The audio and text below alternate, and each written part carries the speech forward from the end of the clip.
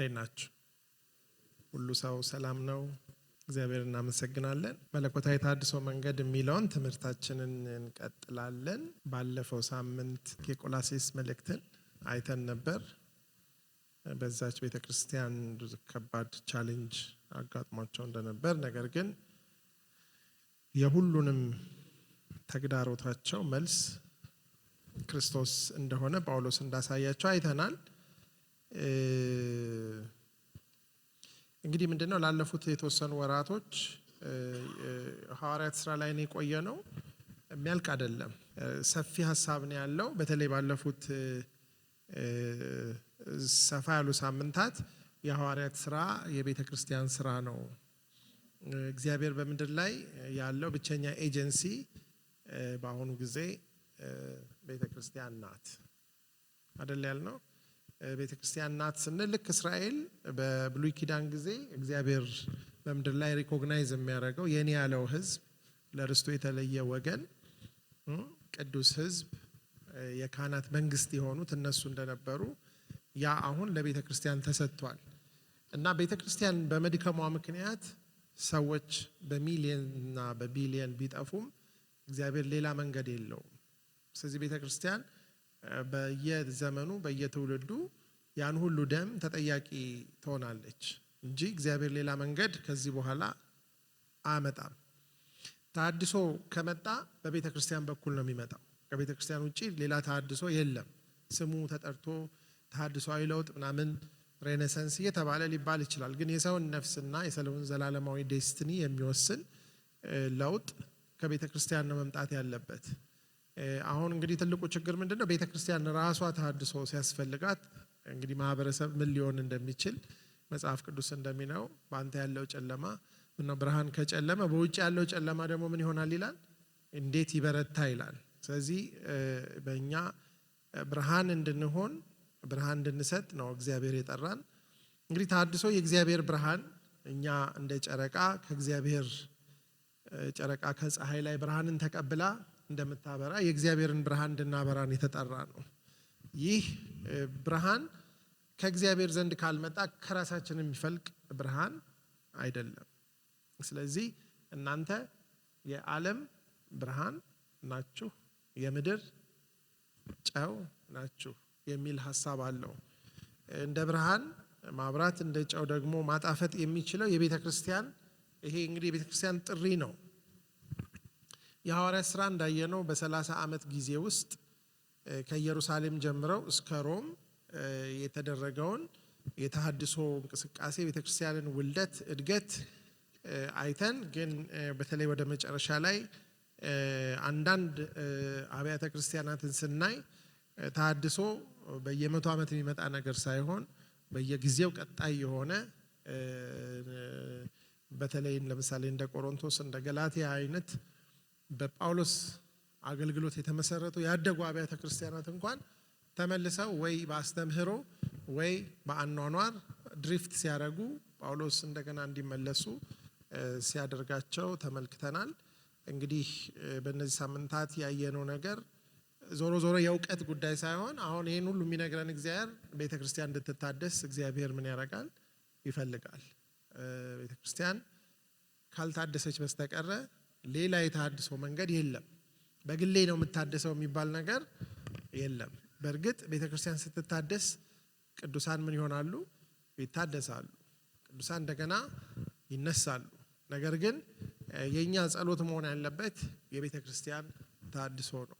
ቤተ ክርስቲያን በምትታደስበት ጊዜ ቅዱሳን እንደገና ይቀደሳሉ፣ ይነሳሉ፣ ይታጠቃሉ፣ ያገለግላሉ። እሱ ብቻ ሳይሆን ሌሎች ሰዎች ደግሞ ወደ እግዚአብሔር መንግስት ይፈልሳሉ። እሱ ብቻ ሳይሆን አሁን ቤተ ክርስቲያን በድካምና በድንዛዜ ውስጥ ከቆየች ነምበር 1 ጠፊ የኛ ልጆች ናቸው። ውጭ ያለው ይጠፋል ብላችሁ ብቻ አታስቡ። የሚቀጥለው ትውልድ በፍጹም ተሰብኮ የማይድን ሰው ነው የሚሆኑት። ለምን? ማያውቁት ነገርን እንደሚያውቁት ስለሚያስቡ። እግዚአብሔር በሌለበት ቤተ ክርስቲያን ያደገ ትውልድ አክቹአሊ አላማኝ ብቻ ሳይሆን ኢአማኝ ወይም ጸረ አማኝ ነው የሚሆነው። አብዛኛው በዓለም ላይ ትልልቅ ኤቲስቲክ የሆኑ ጥፋት ያጠፉ ሰዎች የአገልጋይ ልጆች ናቸው፣ ወይም ደግሞ ቤተክርስቲያን ውስጥ ያደጉ ሰዎች ናቸው። ስለዚህ እግዚአብሔር ለውጭ ላሉት ብቻ ሳይሆን ለሚቀጥለው ትውልድም ደግሞ ተጠያቂ ያደርገናል። ምንድነው የምናስተላልፍላቸው? ጌታን ነው ወይስ ሃይማኖትን ነው? ስለዚህ የቤተክርስቲያን ተሐድሶ የቅንጦት ነገር አይደለም። እኛ ጌታን እንድናውቅ ያደረጉን የቀደመው ትውልድ በሆነ አይነት አነስተኛ ተሐድሶም ይሁን ትልቅ ተሐድሶ ውስጥ አሳልፈው እኛ ከጌታ ጋር ፈርስት ሃንድ ሪሌሽንሺፕ እንዲኖረን አድርገዋል። እውነት ነው ውሸት ነው? እዚህ ያለው ሁሉ የአንድ ትውልድ ውጤት ነው። እነሱ የሚጸልዩ ጌታን የሚያውቁ የእኛን ያህል እውቀት ላይኖራቸው ይችላል፣ የጭንቅላት ወይንም ደግሞ የጥቅስ እውቀት ላይኖራቸው ይችላል። ግን ምንም መጠራጠር የማይቻለው ጌታን ያውቁ ነበር፣ ለጌታ ኖረዋል በገባቸው መጠን። ስለዚህ እኛን ከጌታ ጋር ያነካኩ ሰዎች የራሳቸውን ሩጫ ምን አድርገዋል? ጨርሰዋል። ከነሱ በተሻለ ሪሶርስ እና በተሻለ እድል የኛ ቀጥሎ ያለው ትውልድ አሁን ያለው ወጣት ህፃናት ከትንሽ ጊዜ በኋላ በተለመኗቸውም አታገኟቸውም። አሁን እየለመኑን የምናገለግላቸውን ልጆች ከጥቂት ጊዜ በኋላ ጆሮአቸውን ብትቆርጧቸው አይሰሙም። ስለዚህ ተሐድሶ በጣም አንገብጋቢ ነገር ነው። ሆነስትሊ ስፒኪንግ አሁን እንደምንኖረው ብንኖር እንደ ክርስትና አስቀያሚ ሃይማኖት ስለማይኖር እነዚህ ልጆች እንደማይቆዩ አረጋግጬ ልነግራችሁ ይችላል። በጣም ከዚህ ካለው እኛ ከምናረጋው ስርዓትና ድርጊት የተሻለ ነገር ዓለም ኦፈር ታረጋለች። እንዳትሳሳቱ።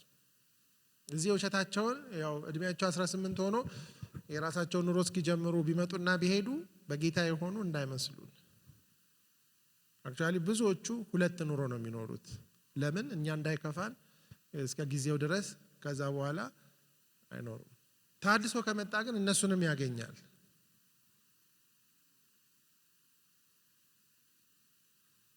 እነሱን ለምሳሌ ልጆቻችንን ለማብላት ለማጠጣትና ለማኖር ለማስተማር ምን ያህል እንደምትደክሙ ምን ያህል ይደከማል? በጣም ብዙ ነው። የዛን 10% አስራቱን እንኳን ለመንፈሳዊ ህይወታቸው ካልደከምን የሚፈጠረው ነገር ምንድነው? ያ ሁሉ የደከምነው ነገር አሳዛኝ ኢንቨስትመንት ነው የሚሆነው። ስለዚህ በአሁኑ ጊዜ ተሐድሶ መምጣቱ በቤተ ክርስቲያን ውስጥ የቅንጦት ነገር አይደለም። ውጪ ስላሉትም ብቻ አይደለም።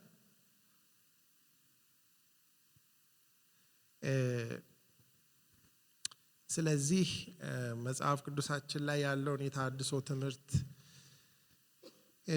በትኩረት ማድረጋችን ጠቃሚ ነው ብዬ አስባለሁ። እንግዲህ ዛሬ አንድ ቤተክርስቲያን እናያለን። ምናልባት እስከ ዛሬ ካየናቸው ቤተክርስቲያኖች ሁሉ በጣም አይ ቲንክ የተለየ እና ብዙ ቁም ነገር የሚያሳየን ቤተክርስቲያን እንደሆነ አስባለሁኝ። እንግዲህ የምናደርገው ምንድነው? እሱ ዛሬ ኤፌሶንን ነው የምናየው። ኔክስት ዊክ ሰባቱን የራእይ አብያተ ክርስቲያናት እናያለን። ኦፍ ዊች ኤፌሶን አንዱ ነው። ከዛ እንግዲህ ይህንን የሐዋርያት ስራን እዚህ ጋር ፓርክ ማድረግ ይኖርብናል። ከዛ ቀጥሎ ባለው ሳምንት ልዩ ፕሮግራም አድርገን ይህን ነገር የምንሰበስብበት ጊዜ ይሆናል ይመስለኛል። ከዛ የፋሲካ ሳምንት ስለሚሆን ሙሉ ሳምንቱ ላይ የታሰበ ፕሮግራም አለ። እንግዲህ ከዛ በኋላ ሌላ እንግዲህ የተሐድሶ ሞዴል ያለው ሀሳብ መሪዎች እያሰቡ ይመስለኛል። እሱ ይቀጥላል። ግን ከፋሲካ ወዲህ የሐዋርያት ስራ ላይ ትንሽ ቆም ብለን ምን ተማርን፣ ምን አሰብን ብለን እነዚህ ቤተክርስቲያኖች ብዙ ነገሮች አይተናል። ወጣቶችን፣ ሴቶችን፣ ሐዋርያትን፣ ምእመናንን፣ በከተማ ያሉ አብያተ ክርስቲያናትን በኢየሩሳሌም በአንጾኪያ ብዙ ነገር ነው ያየነው። ኦዲዮም ስላለ ቪዲዮም አንዳንድ ነገር ቆም ብሎ ማሰብ ጥሩ ነው። የሰው ጭንቅላት ወንፊት ነው ታውቃላችሁ አይደል? ወንፊት ውሃ ብትቀዱበት ትንሽ እንደሄዳችሁ ከእርጥበቱ ውጪ የቀረው ውሃ ሁሉ ምን ያደርጋል? ይፈሳል። የሰው ጭንቅላት ሳይንቲፊካሊ የተረጋገጠው ጥሩ ወንፊት መሆኑ ነው። ስለዚህ እግዚአብሔር ለእሱ መድኃኒት እንዲሆን ወረቀት፣ እስክርቢቶ አሁን የተለያዩ ነገሮች እንድናስታውስ ያው እኛ ሁሉን ነገር ካስታወስንም ስለምንታመን ብሎ ነው እግዚአብሔር መርሳትንም የሰጠን ለነገሩ።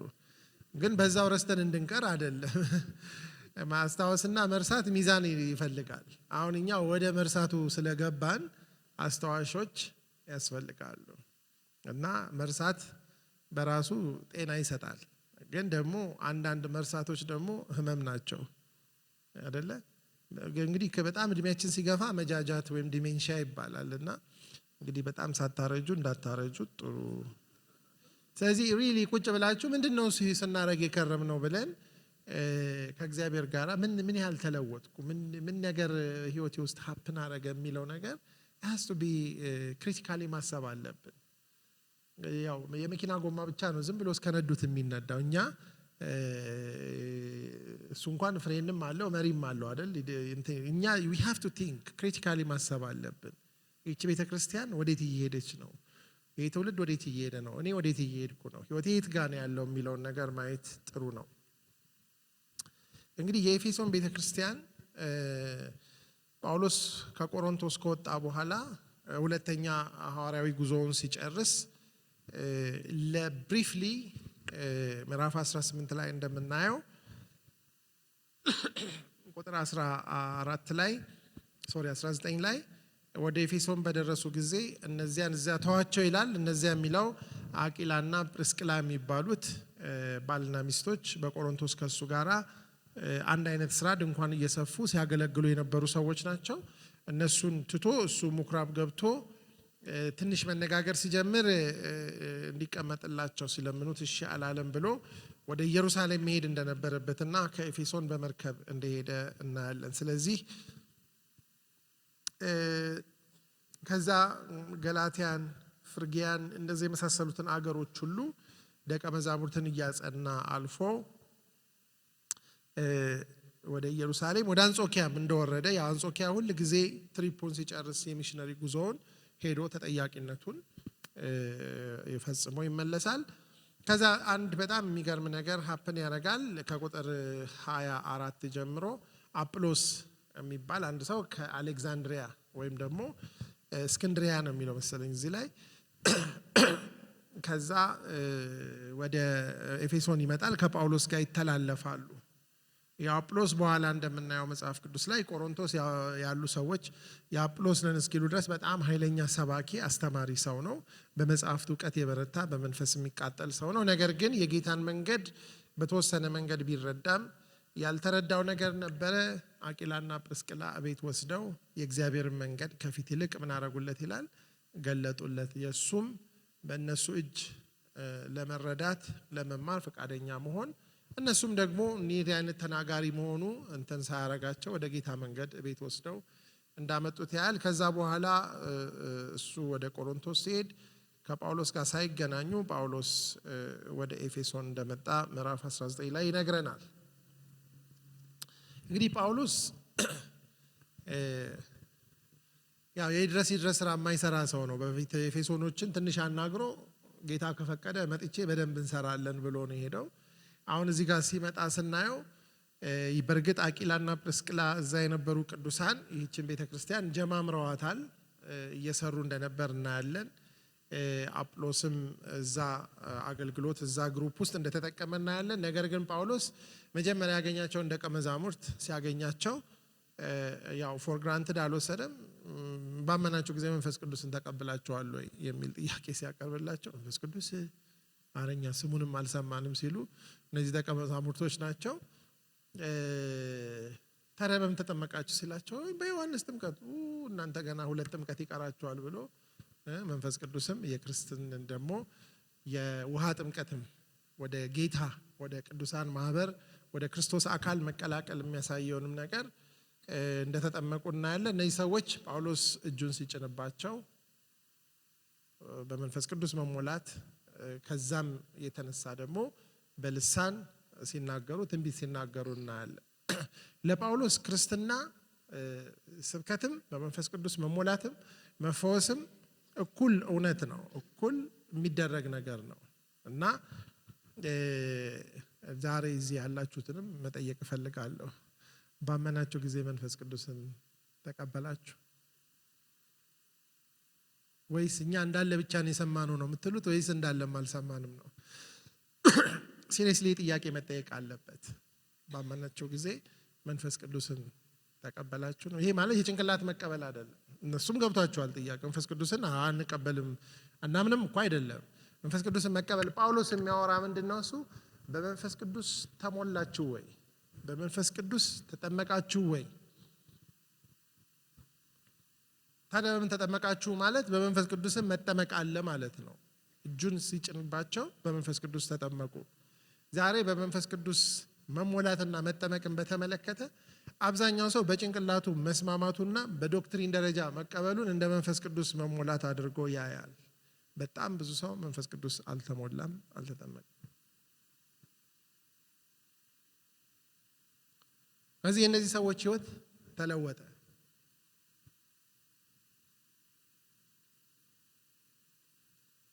ባመናችሁ ጊዜ መንፈስ ቅዱስን ተቀበላችሁን የሚለውን ጥያቄ ጠይቆ እነዚህ ሰዎች ከዛ በኋላ እውነቱን ስለተናገሩ ምን ይላል የጌታ ቃል? መንፈስ ቅዱስ ወረደባቸው ይላል። መንፈስ ቅዱስ በእነርሱ ላይ ምን አደረገ? ወረደባቸው። አክቹአሊ የተሐድሶ ትልቁ ቁልፍ የመንፈስ ቅዱስ በእኛ ላይ መውረድ ነው።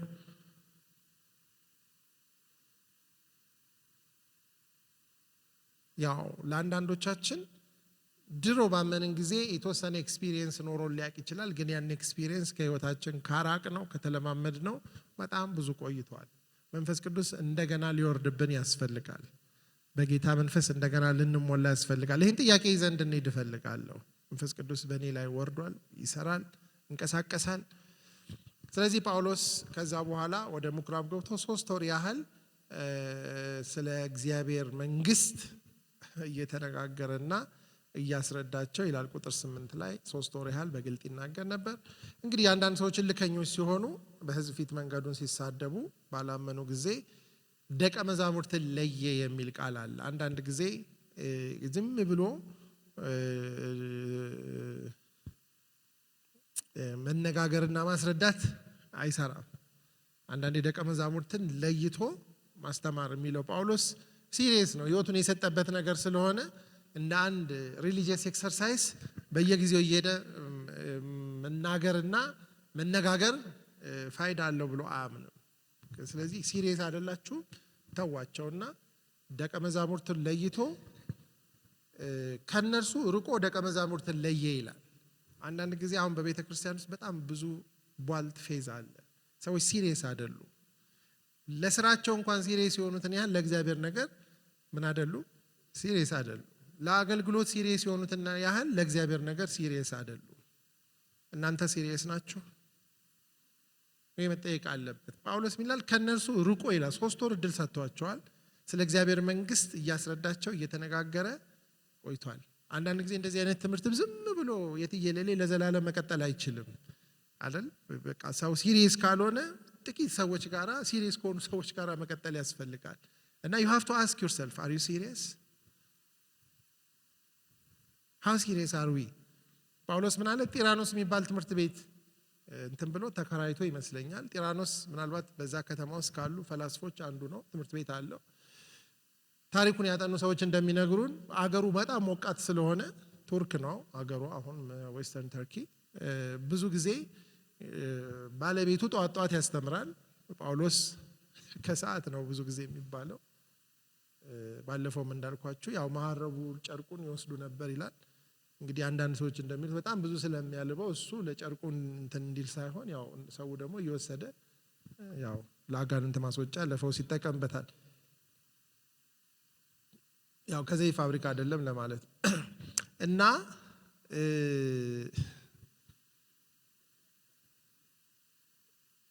ለ2 ዓመት እንዲህ ሆነ ይላል። በእስያ የኖሩት ሁሉ አይሁድም የግሪክ ሰዎችም የጌታን ቃል እስኪሰሙ ድረስ ኢትስ አሜዚንግ። ሬዲዮ የለም፣ ቴሌቪዥን የለም፣ መጽሔት የለም፣ መኪና የለም። እዛች ትምህርት ቤት ውስጥ ለ2 ዓመት ያህል መቼ ነው የሚለው በሚሉት ትምህርት ቤት እለት እለት ይነጋገር ነበር ይላል።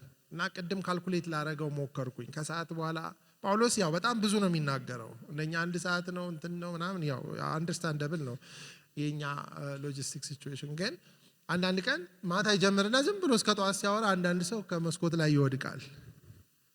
ግን ችግሩ እየተናገሩ ከመስኮት ላይ ሲወድቅ የወደቀውን ደግሞ መፈወስ ከተቻለ ጥሩ ነው። አንዳንድ ጊዜ ያው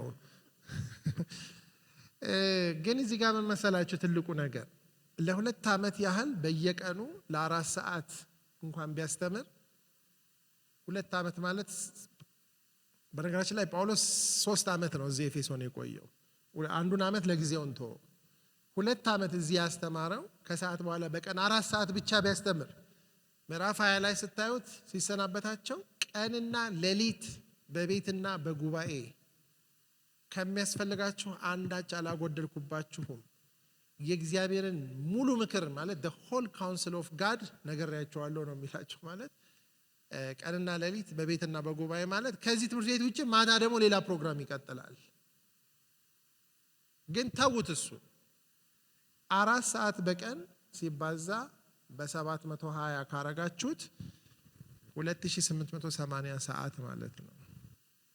እኛ እዚያው ሮብ በመንማረው የ1 ሰዓት ትምህርት ከቀየራችሁት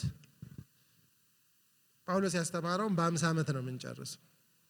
በዛው ምንረሳው ሳይቆጠር ማለት 50 ዓመት 60 ዓመት ይፈጃል። ሌሊት ያስተማረው ምናምን ሳይቆጠር እና እዚህ ቦታ ላይ በእስያ ያሉት ሁሉ እስኪሰሙ ማለት አሁን ባለፈው ሳምንት ያየነው የቆላሴስ ቤተክርስቲያን እዛ መተው ካመኑ ኤጳፍራ የሚባለው ሰው ያቋቋመው ቸርች ነው። እኛ ማናቃቸው ትዝ ካላችሁ ምዕራፍ 19 ላይ አመጽ በተነሳ ጊዜ አንዱ የተነሳው ነገር ምንድነው?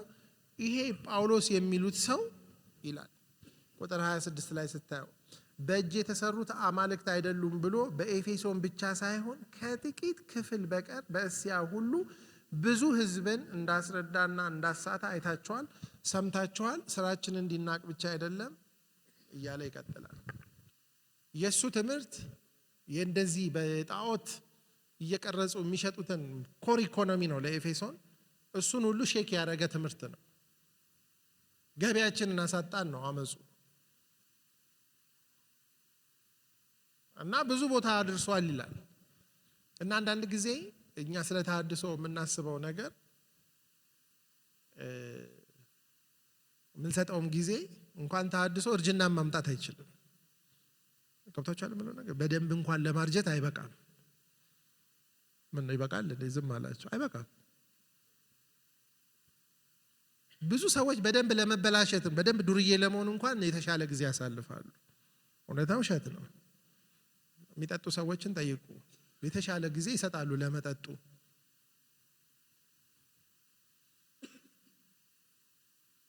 እና እዚህ ቦታ ላይ የጳውሎስን ኢምፓክት ስናየው በጣም የሚገርማችሁ ነገር ቁጥር 11 ላይ እግዚአብሔር በጳውሎስ እጅ የሚያስገርም ተአምራትን ያደርግ ነበረ። ስለዚህም ከአካሉ ጨርቅ ወይም ልብስ ወደ ድውዮች ይወስዱ ነበር፣ ደዌያቸውም ይለቃቸው ነበር፣ ክፉ መናፍስት የሚወጡ ነበር የሚለው ሐሳብ ጳውሎስ የነበረው ኮሚትመንት ቅድም መጀመሪያ እንዳየነው ቆይ ሲሉት ቆይ እንደዚህ አይደለም ቆየው ሚሽኔን ጨርሼ አስተካክዬ እመጣለሁ፣ ስመጣ ግን በደንብ እመጣለሁ። ምዕራፍ 20 ላይ ቅድም እንዳልኳችሁ ሽማግሌዎቹን ከመሰናበቱ በፊት ሰብስቦ ሲነግራቸው ቁጥር 20 ጀምሮ ወደ እግዚአብሔር ዘንድ ንስሐንና በጌታችን በኢየሱስ ክርስቶስ ማመንን ለአይሁድና ለግሪክ ሰዎች እየመሰከርኩ በጉባኤም በየቤታችሁም አወራሁላችሁና አስተማርኳችሁ እንጂ ከሚጠቅማችሁ ነገር አንዳች እንኳ አላስቀረብሁባችሁም። ቁጥር 27 ላይ የእግዚአብሔርን ምክር ሁሉ ነግሬያችኋለሁ ምንም አላስቀረብሁባችሁም የሚለው ነገር በጣም አሜዚንግ። የእግዚአብሔርን ምክር ሁሉ ማለት ይሄ the whole counsel of God ማለት እግዚአብሔር እናንተ እንድታውቁ የሚፈልገው። ምክንያቱም የኤፌሶን መልእክትን ስታነቡ ለነዚህ ሰዎች የተጻፈውን መልእክት ስታነቡ በጣም is very rich በጣም ጥልቅ መልእክት ነው። አክቹአሊ ክርስትናን በ6 ምዕራፍ ውስጥ በመጀመሪያው 3 አስተምሮ ክርስትናውን፣ በሚቀጥለው 3 ውስጥ ደግሞ አኗኗር የክርስትና ኑሮን እንዴት እንደሚኖር ይሄ ትምህርቱ ነው ይሄ ኑሮ ነው ብሎ ያስቀመጠበትን መንገድ ስታስቡ እነዚህ ሰዎች በደንብ የተማሩ እንደሆኑ እናያለን።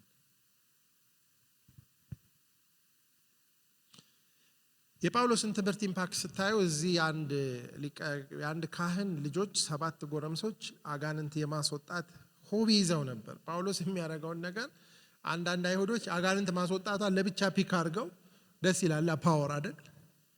ግን ብዙ ህይወቱ የላቸውም። ሲያስወጡ ራሱ ምንድነው የሚሉት? ጳውሎስ በሚያምለው በኢየሱስ ስም እንድትወጣ እናዛሃለና የሆነ ጊዜ አንድ አጋንንት ያለው ሰው እናውጣው ተባብሎ 7 ጎረምሶች ይዘውት ገቡና ሲሉ ችግሩ ምንድነው? እሱ በመንፈስ ስለማይረዱ የዛለታ ያጋጠማቸው አጋንንት ቀላል አይደለም። የዛለታ ያጋንንት ቀላል የለውም፣ ግን ሃይራርኪ ደግሞ አለው።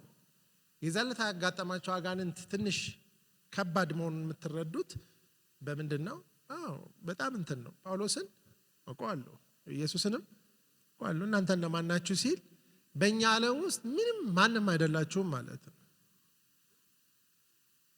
አንዳንድ ጊዜ እግዚአብሔር ጸጋ ሲበዛ አጋንንት ይታዘዛሉ ለማን ነው። ግን ደግሞ በዛ ሂደት ውስጥ የመንፈሳዊ መንግስት ስለሆነ ኃይል አለ። ጳውሎስ እንደሚናገረው አለቆች፣ ስልጣናት፣ ኃይላት፣ ጌትነት፣ ዙፋናት የሚለው ነገር አለ። መንፈሳዊ ዓለም ዝም ብሎ በደፈናና በጭፍኑ የሚደረግ አይደለም። ስለዚህ በረታባቸው ይላል። ልብሳቸውን በጫጭቆ በቃ ለነፍሳቸው ብለው አመለጡ።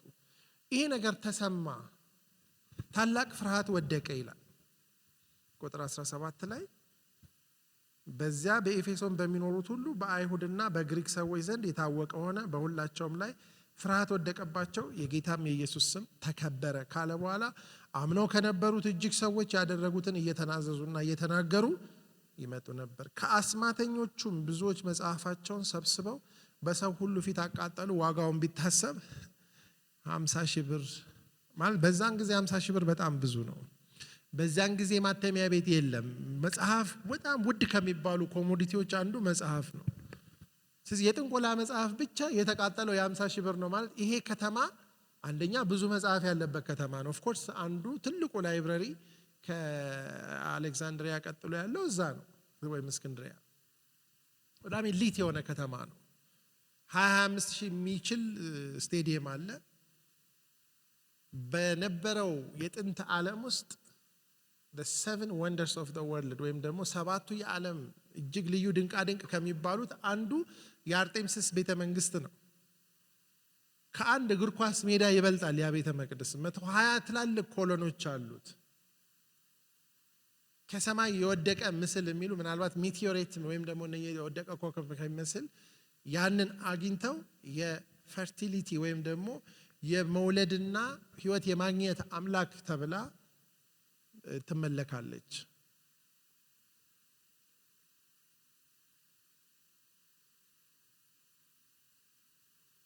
እና ያ ዓለምን ሁሉ የሚስብ አስገራሚ ነው።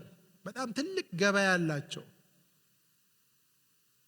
ከተማው 250,000 ወይም ከዛ በላይ ሰው አለው። ለዛ ለጊዜ በጣም ትልቅ ከተማ ነው። የባህር በር ነው። ሌሎች ብዙ አማልክቶች ይመለካሉ። ከዚህ የተነሳ ይሄ ከተማ ቀላል አይደለም።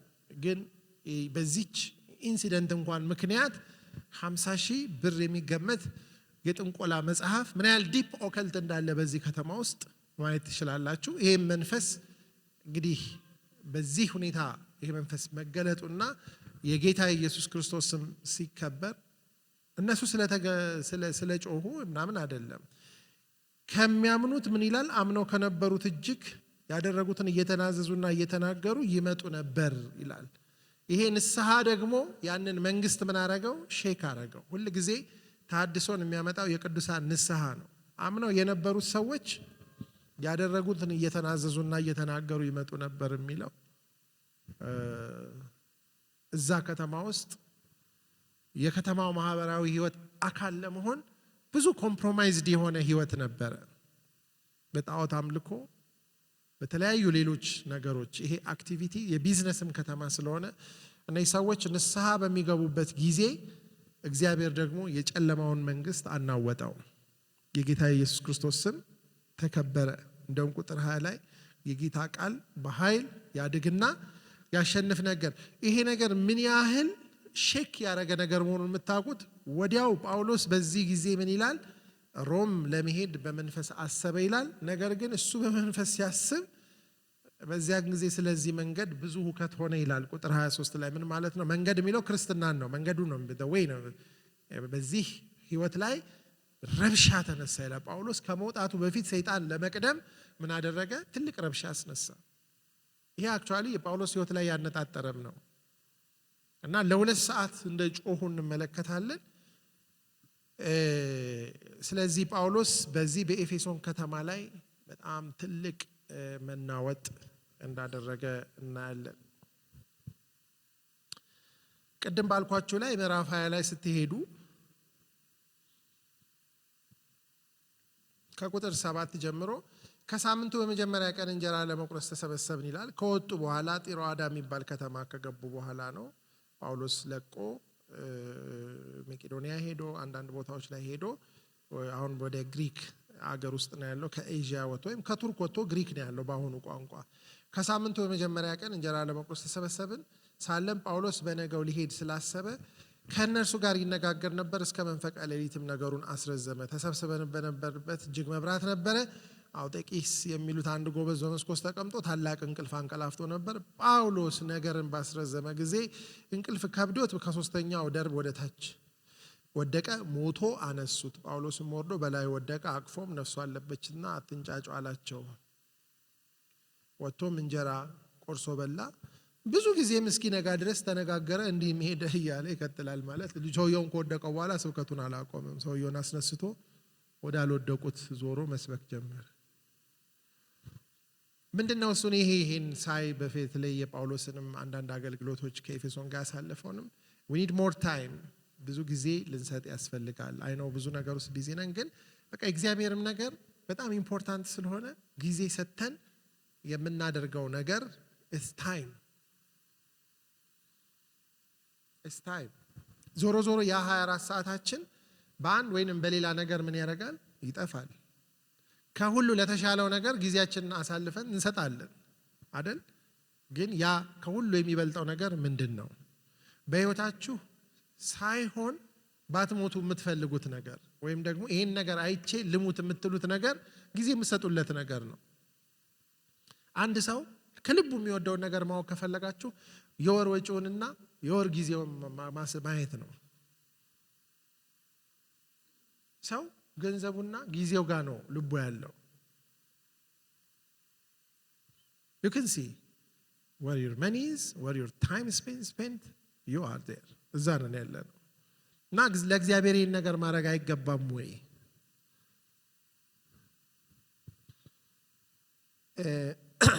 እንግዲህ ጳውሎስ ከዚህ በኋላ ሽማግሌዎቹን ጠርቶ ቅድም እንዳልኳችሁ ይነግራቸዋል። ከገባውበት ከመጀመሪያ ቀን ጀምሮ በትህትና ሁሉ በእንባ በአይሁድ ሴራ በደረሰብኝ ፈተና ለጌታ እየተገዛሁ ዘመኑን ሁሉ ከእናንተ ጋር እንዴት እንደኖርኩ እናንተው ታውቃላችሁ።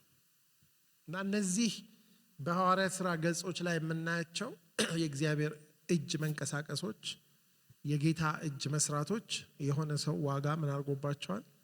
ከፍሎባቸዋል። ባለፈው ሳምንት ያየነው ቆላሴስ ላይ ጳውሎስ ምን ይላል? በጌታ መከራ የጎደለውን ለመሙላት እኔ መከራ እቀበላለሁ። ማለት ጌታ ያልሰራው ስራ አለ ማለቱ ሳይሆን ጌታ የሰራው ስራ ሁሉ እናንተ ጋር እንዲደርስ ድልድይ ለመሆን እኔ የኔን ህይወት ዋጋ አድርጌ ከፍላለሁ ነው። ጌታማ ሁሉ ነገር ጨርሷል። ግን ጌታ የሰራው ስራ ሁሉ ለምን ሰው ጋር አይደርስ የምትሉ ያንን ገደል ሊሞላ ድልድዩን ሊሞላ የሚፈልግ ሰው ስላልተገኘ ነው። ለምላችሁ እስቲ በዚህ ሳምንት ያጠፋነውን ጊዜ የት እንዳጠፋ ነው፣ ምን ስናደርግ እንዳጠፋ ነው እዩት። እሱ ይበልጣል ወይ አሁን የሚለውን ነገር ለማለት ነው። ከዛ እንግዲህ ጳውሎስ ይህን ነገር ይናገራል። በጣም ብዙ የሚያነሳው ነገር አለ። ይህን ብሎ ተንበርክኮ ከሁላቸው ጋር ጸለየ። ሁሉም እጅግ አለቀሱ። ጳውሎስን አንገቱን ይክፈው ይስሙት ነበር። ይልቁንም ከእንግዲህ ወዲህ ፊቴን አታዩትም ስላላቸው ነገር እጅግ አዘኑ ይላልና አምሾ 3 ዓመት ሲሆን ሁሌ ጳውሎስ ያለ ይመስላል አይደል? ሁሌ በቃ ጳውሎስ ይሰውይ በቃ ስብከት አቆመ። በቃ ኤኒ ታይም ጳውሎስ ስትሄዱ ሲሰብክ፣ ግን አሁን እዚህ ጋር ድንገት የጳውሎስ ነገር ቆመ። ሁሌ የማይኖሩ ነገሮች አሉ። ሲኖሩ ዝም ብለው ሬጉላር የሚመስሉን ሲያልቁ ግን ድርቅ የሚሆኑብን ነገሮች አሉ።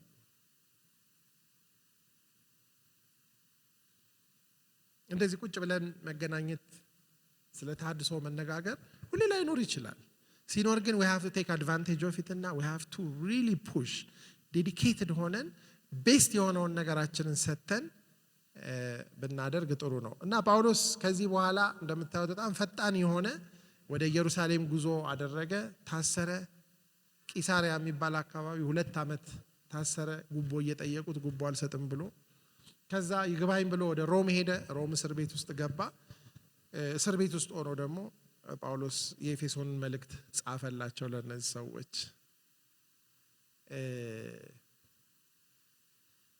ጳውሎስ ኤፌሶንን ሲጽፍ እስር ቤት ነበር። ከሮም እስከ ኤፌሶን በጣም ሩቅ ቦታ ነው እና ጳውሎስ ስለ ብዙ ነገር ጽፎላቸዋል። ስለ ሰማያዊው ስፍራ ጽፎላቸዋል። በተደጋጋሚ በሰማያዊ ስፍራ አስቀመጠን አይደለ? መጋደላችን በሰማያዊ ስፍራ ነው።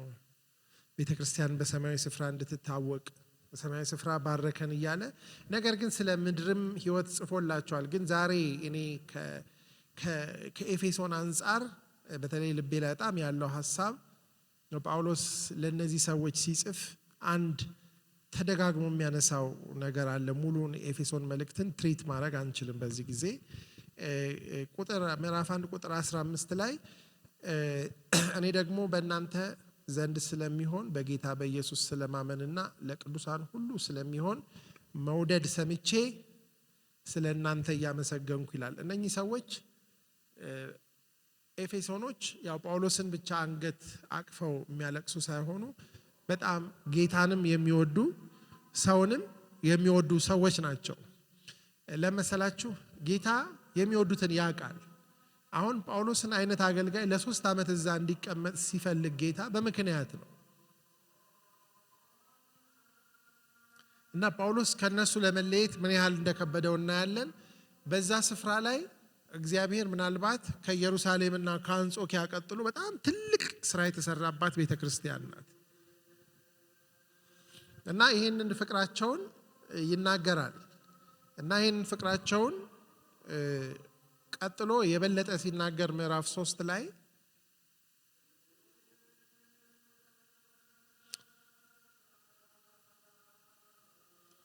ከቁጥር 14 ጀምሮ ስለዚህ ምክንያት በሰማይና በምድር ያለ አባቱነት ሁሉ ከሚሰየምበት ከአብ ፊት እንበረከካለሁ። በመንፈሱ በውስጥ ሰውነታችሁ በኃይል እንድጠነክሩ ክርስቶስን በልባችሁ በእምነት እንዲኖር እንደ ክብሩ ባለጠግነት መጠን ይስጣችሁ። የእናንተ ስርና መሰረት በፍቅር ይጸና ዘንድ። ስርና መሰረታችሁ በምን ይጸና ዘንድ? በፍቅር። መሰረታችሁ ብቻ ሳይሆን ከቅዱሳን ሁሉ ጋር ስፋቱ፣ ርዝመቱ፣ ከፍታው፣ ጥልቀቱም ምን ያህል መሆኑን ለማስተዋል ከመታወቅም የሚያልፈውን ምን የክርስቶስን ፍቅር ለማወቅ ትበረቱ ዘንድ። መሰረታችሁን ፍቅር እንዲሆን በዛ መሰረት ላይ ደግሞ የሚታነጸው ስፋቱ፣ ርዝመቱ፣ ወርዱ፣ ጥልቀቱ ከመታወቅ የሚያልፈውን የክርስቶስን ፍቅር ለማወቅ ትበረቱ ዘንድ ብቻ ሳይሆን በዚህ ባለው ስፋት ርዝመትና ወርዱ ሁሉ ደግሞ ምን ይላል? እስከ እግዚአብሔር ፍጹም ሙላት ምን አድርጋችሁ ይላል? ደርሳችሁ ትሞሉ ዘንድ ምን አደርጋለሁ ይላል? እጸልያለሁ። እና ጳውሎስ ያላቸው ፍቅር እንዲበዛ በዚህ ጉዳይ ላይ ይጸልይላቸዋል። እና ስለ ፍቅር ስለ አንድነት ምዕራፍ 1 ላይ ቁጥር 3 ላይ በፍቅር ታገሱ ይላቸዋል። ቁጥር 13 ላይ 15 ላይ እውነትን በፍቅር እያያዝን በነገር ሁሉ ራስ ወደሚሆነ ደርሱ እንደግ ይላቸዋል። ምዕራፍ 5 ላይ እንደተወደዱ ልጆች እግዚአብሔርን የምትከተሉ ሁኑ፣ ክርስቶስ ደግሞ እንደወደዳችሁ ለእግዚአብሔርም የመዓዛ ሽታ የሚሆንን መባንና መስዋዕትን አድርጎ ስለ እናንተ ራሱን እንደሰጠ በምን ይላል? በፍቅር ተመላለሱ ይላል። ይሄ ብቻ ሳይሆን ብዙ ጊዜ ያው ሰላምታ ስለሚሆን መጨረሻ ላይ የማናነባት የመጨረሻዋ ቁጥር ላይ በጣም የምትገርም ሐሳብ ይናገራል ጳውሎስ። ጌታችንን ኢየሱስ ክርስቶስን ባለመጥፋት ከሚወዱ ሁሉ ጋር ጸጋ ይሁን ይላል። ጌታችን ኢየሱስ ክርስቶስን ባለመጥፋት። አሁን አማርኛው ከበድ ይላል የድሮ አማርኛ ስለሆነ ነው። እንግሊዘኛው ላይ ምንድነው የሚለው? ጌታን with undying love ሊጠፋ ሊሞት በማይችል uncorruptible love ይላል። ሊበላሽ በማይችል ፍቅር ከሚወዱ ጋር ምን ይሁን? ጸጋ ይሁን። ምንድነው ሊነግራቸው የሚፈልገው? ሰዎችን ቅዱሳንንና ጌታን መውደድ የክርስትና ልብ ነው። ተዋደዱ፣ የእግዚአብሔር ፍቅር ውስጥ ተዘፈቁ፣ በእግዚአብሔር ፍቅር ተሞሉ፣ በእግዚአብሔር ፍቅር ተመስረቱ። የጳውሎስን ስለ ፍቅር ያለውን እምነት ማወቅ ከፈለጋቸው አንደኛ ቆሮንቶስ ምዕራፍ 13ን ማንበብ ነው። ሁሉም ነገር ቢኖረኝ በሰውና በመላእክት ልሳን ብናገር አይደለም የሚለው፣ ስጋዬን ለእሳት መቃጠል አሳልፌ ብሰጥ፣ ተራሮችን እስካፈልስ ድረስ እምነት ቢኖረኝ፣ ሌሎችንም ነገሮች ተናግሮ ፍቅር ግን ከሌለኝ እንደሚጮህ ናስ እንደሚንሸዋሸው ጽናጽን ሆኛለሁ። ብቻ አይደለም ምንም አይጠቅመኝም፣ ከንቱ ነኝ ማለት። በእግዚአብሔር ዓይን ፍቅር ዋና ነገር ነው። ጌታ ራሱ ተጠይቆ በምድር ላይ በነበረበት ጊዜ ከትእዛዛት ሁሉ የሚበልጠው የትኛው ነው ሲባል ምንድነው ያለው? አንደኛ ጌታ አምላክህን በፍጹም ኃይል ሐሳብ ምን ማለት ነው? የምትችለውን ያህል ውደድ። በቃ በየቀኑ በሚጨምር ፍቅር ጉልበትህ ከጨመረ ሞር ውደደው፣ ግን ሜክ ሹር በፍጹም ኃይል ሐሳብ አይደል ልብህ ውደድ። ደግሞ እሱን የምትመስል የተያያዘች ሌላ ትእዛዝ አለች፣ ባልንጀራህን እንደራስህ ውደድ። ይሄ ነው በቃ ሕጉም ነቢያቱም እዚህ ላይ ተሰቅለዋል አለ። ምን ማለት ነው? የመጀመሪያዎቹ 10 ትእዛዛት ከእግዚአብሔር ጋር የተያያዙ ናቸው አይደል እንዴ? እግዚአብሔርን አምልክ፣ ጣዖት አታምልክ፣ ስሙን በከንቱ አትጥራ፣ ሰንበትን ቀድስ የሚለው ለእግዚአብሔር ያለን ፍቅር የምንገልጽበት ነው አይደል እንዴ? እናትና አባትን አክብር፣ አትግደል፣ አታመንዝር፣ አትስረቅ፣ አትዋሽ፣ አትመኝ ደግሞ ከሰው ጋር ያለንን ነው። ሁሉንም ነገር ከፈለጋችሁ ግን ጳውሎስ ሮሜ ላይ እንደሚናገረው በፍቅር የሕግ ፍጻሜ ነው። ፍቅር ያለው ሰው ሕግ መጠበቅ አያስጨንቀውም። ለምን? ፍቅር ውስጥ ሁሉ ነገር ስላለ። ስለዚህ ጳውሎስ ለኤፌሶኖች ይሄን ነገር ይነግራቸዋል። የኤፌሶን መልእክት ጳውሎስ እቺ ቤተክርስቲያን ከተመሰረተች የ8-9 ዓመት እድሜ እያላት ነው የጻፈው፣ እስር ቤት እያለ እና እቺ ቤተክርስቲያን የምትገርማችሁ ነገር ጳውሎስ መስርቶ አገልግሏታል። አቂላና ጵርስቅላ አገልግለዋታል። አጵሎስ እዛ ዋናውን የህይወቱን ለውጥ አግኝቶ አገልግሏታል። ብቻ አይደለም፣ ጢሞቴዎስ ከጳውሎስ በኋላ እስኪሞት ድረስ በ90 ምናምን ዓመተ ምህረት ነው የሞተው። ጳውሎስ ከሞተ ከ30 ዓመት በኋላ ድረስ ጢሞቴዎስ፣ በዚህም ጊዜ የኤፌሶን መልእክት ሲጻፍ ጢሞቴዎስ እዛ ሙሉ ጊዜ አገልጋይ አድርጎ ጳውሎስ አስቀምጦት ነበር። ጢሞቴዎስ ብቻ አይደለም፣ ሐዋርያው ዮሐንስ ጳውሎስ ካረፈ በኋላ የዛች ቤተክርስቲያን ሌላው ሙሉ ጊዜ አገልጋይ የሆነ ሐዋርያ ሆኖ አገልግሏቸዋል። የዮሐንስ ወንጌልን ምናልባት 3ቱንም መልእክት የጻፈው ሐዋርያ ዮሐንስ ወደ 90 እስከ 98 ባለው ዓመተ ምህረት ውስጥ ከዛ ቤተክርስቲያን የዮሐንስን መልእክት ስታዩት በፍቅር የተሞላ ነው አይደል እንዴ? ዮሐንስ ወንጌልም ራሱ ሲያልቅ ምን ብሎ ነው የሚለው? ጴጥሮስን ጌታ ምንድነው የሚለው? ትወደኛለህ ወይ የሚለው ጥያቄ ይቀርባል። ዮሐንስ የፍቅር ሐዋርያ ነው የሚባለው። ስለዚህ እነዚህ ሰዎች አልቀረባቸውም። የጌታችን እናት ቅድስት ማርያምም እንግዲህ ከዮሐንስ ጋር እንድትሆን እነሆ ልጅሽ እነሆ እናት ብሎ ምናልባት በኤፌሶን ከተማ የቀረውን እድሜዋ እንዳሳለፈች ታሪኮች ይናገራሉ። ይቺ ቤተክርስቲያን ያው 60 አካባቢ ነው ጳውሎስ 63 ከዛ በኋላ ብዙም ሳይቆይ ኢየሩሳሌም ፈረሰች። የኢየሩሳሌም ቤተክርስቲያን ተበተነች። ኢየሩሳሌም ከዛ በኋላ አልነበረች። የሚገርመው ነገር የዚህ ቤተክርስቲያን በጣም ጠቃሚነትን የምትመለከቱት የዮሐንስ ራእይ ላይ ሄዳችሁ ጌታ ለ7 አብያተ ክርስቲያናት መርጦ ደብዳቤ ሲጽፍ የመጀመሪያ የተጻፈው ለማን ነው? በሏ ለኤፌሶን ነው።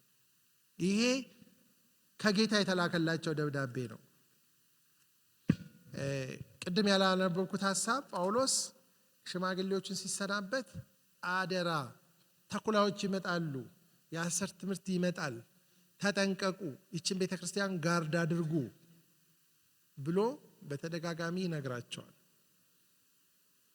ኤፌሶን መልእክትም ላይ በትምህርት ንፋስ ወዲያ ወዲህ መፍገምገም አያስፈልገንም፣ ፍቅርና እውነትን ይዘን እንደግ እያለ ያስጠነቅቃቸዋል። ግን የዮሐንስ የጌታ እይታ ለዚች ቤተክርስቲያን የቀሩትን አብያተ ክርስቲያናት ኔክስት ዊክ እናያቸዋለን። ኤፌሶንን ግን ማየቱ አሁን ካነሳኑ ነገር ጋራ ጠቃሚ ነው። ስለዚህ ጌታ በምዕራፍ 2 ከ1 እስከ 7 ባለው ክፍል ላይ ለኤፌሶን ይሄ እንግዲህ 30 ዓመት ወደፊት ሄደን ነው።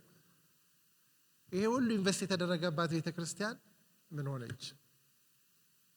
ይሄ ዮሐንስ በግዞት ጳጥሞስ የሚባል ደሴት ላይ ወይም ፍጥሞ የሚባል ደሴት ላይ ያለበት ጊዜ ምናልባት ከኒሮ ቀጥሎ በጣም ከባድ የሆነውን ስደት ያስነሳው ዶሚሽን የሚባል ሌላ ቄሳር የነበረበት በክርስትና ላይ ከባድ ስደት ተነስቶ ነበር። ዮሐንስ እንግዲህ በግዞት ወደዛ የሄደውም ለዛ ነው። አንዱ ምንድነው እሱ አርጤምስስና ሌሎች ማመልክት ብቻ ሳይሆን እሱ ደግሞ እኔ የጌቶች ጌታ ብሎ ራሱን አምላክ አድርጎ ለሱ መስገድ ግዴታ ነበር።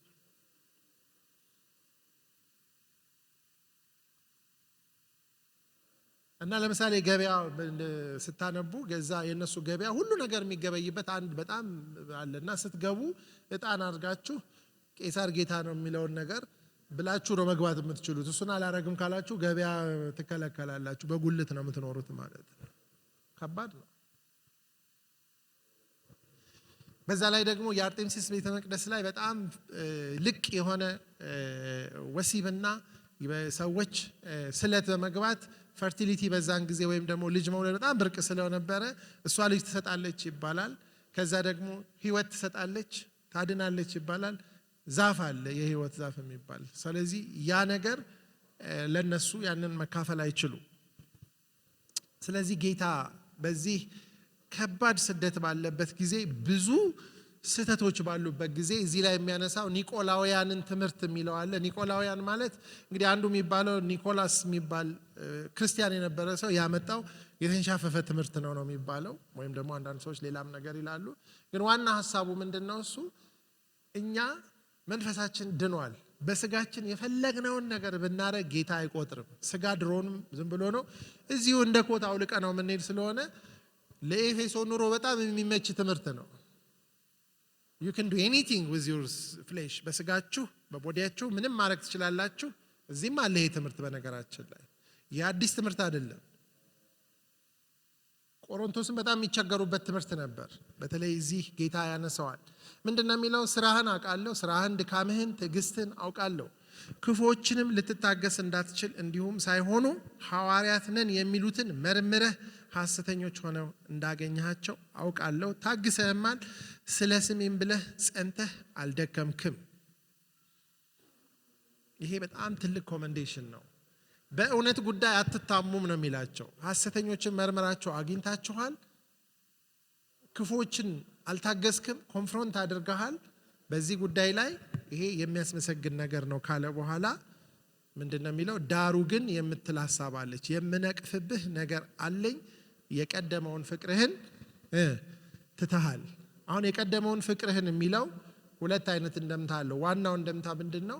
ነምበር 1 ፕራዮሪቲ እና ነምበር 1 ፍቅርህ ወይም ፍቅረኛ ማለት እንችላለን ሊሆን የሚገባውን ትተሃል። እኔን ትተኸኛል ማለት ነው። ግንኙነታችን ጠፍቷል። አሁን እውነትን በማሳደድ ራሱን የእውነትን ጌታ ምን አድርጋል? ፍቅር። ይሄ ጌታ የነበረ ኮሚትመንት በፊት የነበራችሁ ፍቅር ምን ሆኗል? ጠፍቷል። ስለዚህ ምንድነው የሚለው? ከወዴት እንደወደቅህ አስብ። እንግሊዘኛውን ስታነቡት እና ወይም ደግሞ መደበኛውን ትርጉም በደንብ ያስ ከወዴት እንደወደቀ ማለት ከምን አይነት ከፍታ ላይ ተንደርድረህ ወደ ታች እንደተፈጠፈጥክ አስብ ነው ትክክለኛው ትርጉም። ማለት እግዚአብሔር ፍቅርን ከፍ አድርጎ ነው የሚያየው ከሁሉ በላይ። ፍቅርን የታለ ሰው ሌላ ብዙም ነገር ቢያደርግ እግዚአብሔርን ኢምፕረስ አያደርገውም። እግዚአብሔር የሪሌሽንሺፕ አምላክ ነው። ስለ አገልግሎት ሊሆን ይችላል፣ ስለ እውነት ሊሆን ይችላል። እዚህ እነሱ ያደረጉት ነገር ይህ ስለተመሰገኑበትም ጉዳይ ቢሆን ፍቅራቸውን እንዲተዉ ጌታ አይፈልግም። እና ምን ይላል? ከወዴት እንደወደቅህ አስብ፣ ንስሐ ግባ፣ የቀደመውን ስራህን አድርግ፣ አለዚያ እመጣብሃለሁ፣ ንስሐ ባትገባ መቅረዝህን ከስፍራህ እወስዳለሁ። ይሄ በጣም አስደንጋጭ ነገር ነው። ለጌታ ያለን ፍቅር አለ? ለቅዱሳን ያለን ፍቅር አለ? ምን ወሰደው? የብዙ ሰዎች ፍቅር የሚቀዘቅዘው በጥሩ ነገሮች ነው፣ በመጥፎም ነገር ቢኖር። በአገልግሎት ምክንያት ፍቅራቸውን የጣሉ ሰዎች ይኖራሉ። እያገለገሉ እግዚአብሔርንም ሰውን ኢምፕረስ የሚያደርግ ነገር ፍቅር ግን የለም። ለምናገለግላቸው ሰዎች ለምናገለግለው ጌታ ፍቅር አለ ወይ? ሪሊ ጠዋት የሚያስነሳችሁ ምንድን ነው? ጳውሎስ ምን ይላል? ፍቅሩ ግድ ይላል። ምንድን ነው ግድ የሚለን? ቸርች ስንመጣ ጌታን ወደን ነው የምንመጣው? ምንድን ነው? መጽሐፍ ቅዱስ ስታነቡ ጌታን በመውደድ ነው የምናነበው ወይስ የሆነ አይነት ነገር ግራስፕ ለማድረግ ነው?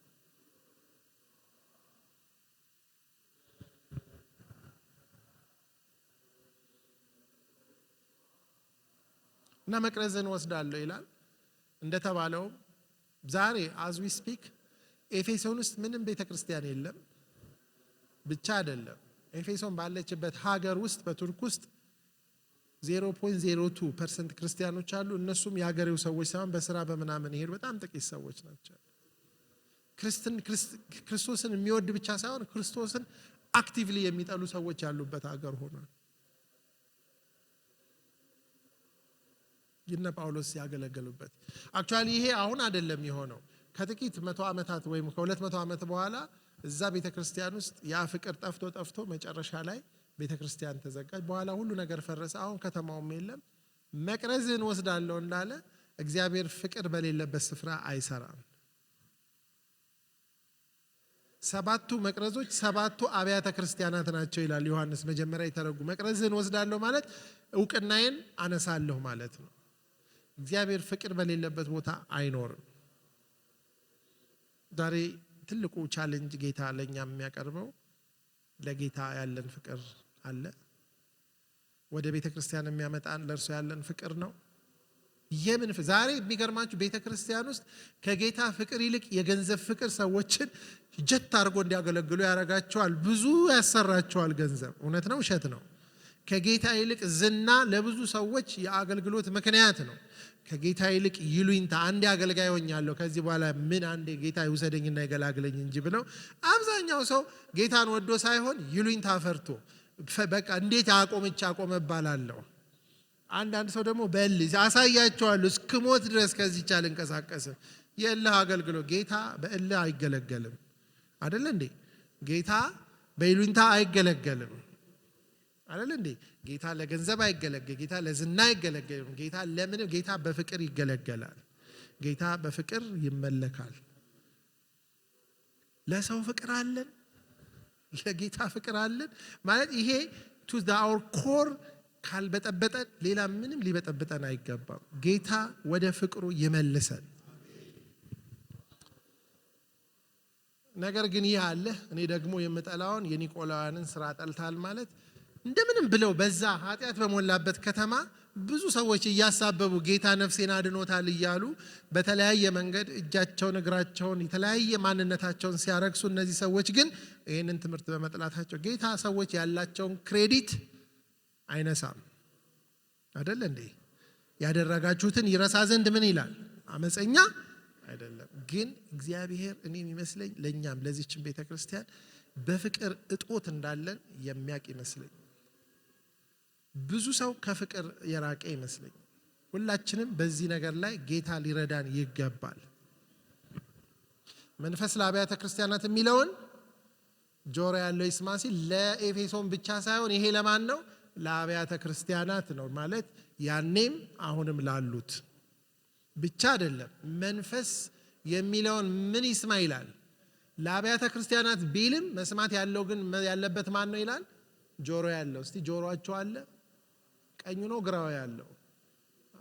ስለዚህ ጆሮ ያለው ይስማ ማለት መልእክቱ ለቤተ ክርስቲያን ሳይሆን ብቻ ሳይሆን ለማን ነው?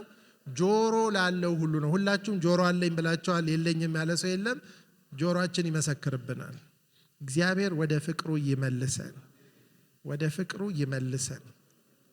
ማለት በቃ እቺ ቤተክርስቲያን ፍቅር ከሌለ ዩዝለስ ማለት ዳንስ ቤት ምንም ለውጥ የለውም። ለእግዚአብሔርን ኢምፕረስ የሚያደርገው ፍቅር ብቻ ነው። ከወዴት እንደወደቀ ሐሳብ ማለት ሉክ ዌር ዌር ዩ የት እንደነበራችሁ ከፍታውን እዩት። አሁን ጌታን ስታውቁ መጀመሪያ ሰሞን የነበረ ለጌታ ፍቅር ባይብል ስተዲ ሲባል አይደል እንዴ አምልኮ ጸሎት የጌታ ልጅ ነው ሲባል የነበራችሁና ከዛ ከፍታ ዛሬ ያለንበትን ነገር እንዴት አይነት አስቸጋሪዎችና ፍቅር የሚባል እንጥፍጣፊው ከህይወታችን እንደጠፋ አስብ። ከወዴትና ንስሐ ግባ ይላል። ድል ለነሳው በእግዚአብሔር ገነት ካለው ከህይወት ዛፍ እንዲበላ ሰጠዋለሁ ማለት እግዚአብሔር በፍቅር ድል እንድንነሳ ይርዳን። አሜን። ስለዚህ በዚህ ቤተክርስቲያን ውስጥ ትልቅ ያረጋት ይችን ቤተክርስቲያን በአካባቢዋ ካሉ ሌሎች አብያተ ክርስቲያናት ሁሉ ከአንጾኪያ ቀጥሎ ትልቅ የሆነችው እግዚአብሔር ሐዋርያትን ሁሉ ወደዛ እንዲልክ የፍቅር ሐዋርያ የሆነው ዮሐንስ፣ ጳውሎስ እነዚህ ሁሉ ወደዛ እንዲጎርፍ ያረጋቸው ማግኔቱ ፍቅር ነው። እግዚአብሔር ፍቅር ካለን ሁሉን ነገር ያመጣል አይደል እንዴ? ፍቅር ሁሉን ይስባል። ፍቅር ሁሉን ይበልጣል። እምነት፣ ተስፋና ፍቅር እነዚህ ሶስቱ ምን ያረጋሉ? ከነዚህ ሁሉ የሚበልጠው ግን ምንድነው ይላል? ፍቅር ነው። ፍቅር ዘወትር ምን አያረግም ይላል? አይወድቅም።